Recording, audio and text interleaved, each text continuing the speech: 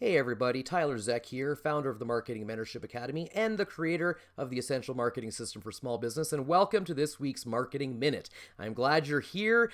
This week we're going to be getting back into our core topic, which of course is marketing. We spent the last couple weeks, if you've missed, we've been talking about motivation and did some deep dive exploration into kind of what it is and action steps you can take to make sure that you're staying motivated so you can get stuff done. And I really enjoyed those topics, and hopefully you enjoyed going through those. If you missed them, then obviously you can go back into the archives and check out that training. I really enjoyed it. But today we're getting back into marketing, and specifically I want to talk to you guys about customer service. And sometimes people are a little bit surprised when the subject of customer service comes up in marketing. Hopefully it's not something that surprises you. Obviously, customer service is an integral part of marketing.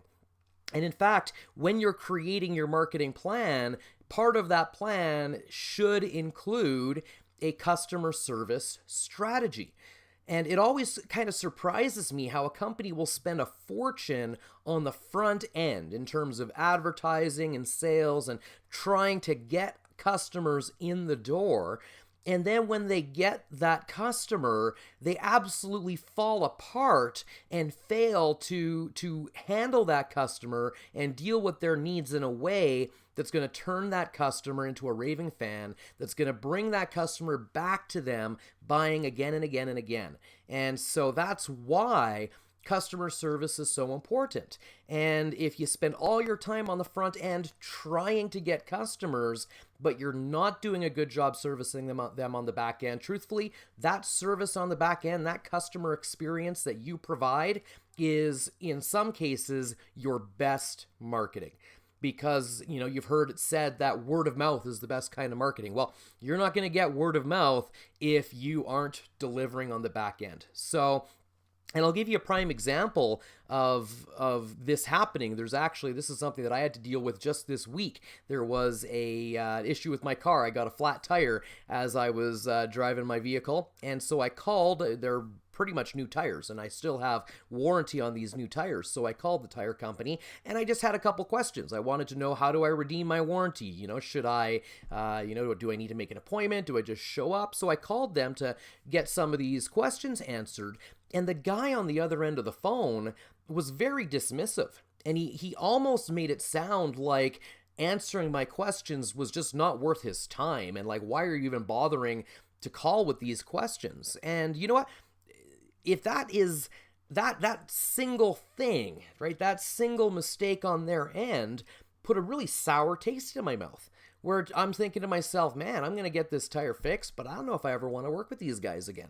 Right? So, and we'll see kind of how that plays out in my future decision making. But the bottom line is they have all of a sudden gotten a negative impression from me. And it's only because the guy, it's not even the owner's, sometimes the owner doesn't even have any control or even know necessarily that this is going on. This is some employee on the other end with poor telephone skills, with poor customer service skills, and that one employee, is risking the owner of that tire shop's entire business. Because if I'm getting treated that way, there's a very good chance that other customers are getting treated that way and that other customers are feeling that way. And that's why it's so important for you as the business owner to have a few things in place in order to make sure that these things aren't happening for you in your business. And the very first thing you need, if we dive into this, is you need to have a strategy. All right, you should know exactly how our customers handled when they come through the door. What is the process that they go through? And it should be mapped out 100% so that you know the intake and outtake for every customer. There should be a mapped out strategy for that customer process. That's step one. The second step, and I think that's pretty straightforward. The second step, though, is you need to make sure that you're not the only person who knows and follows that process. If you're not training your team to be able to do this, then you are going to fail in this area.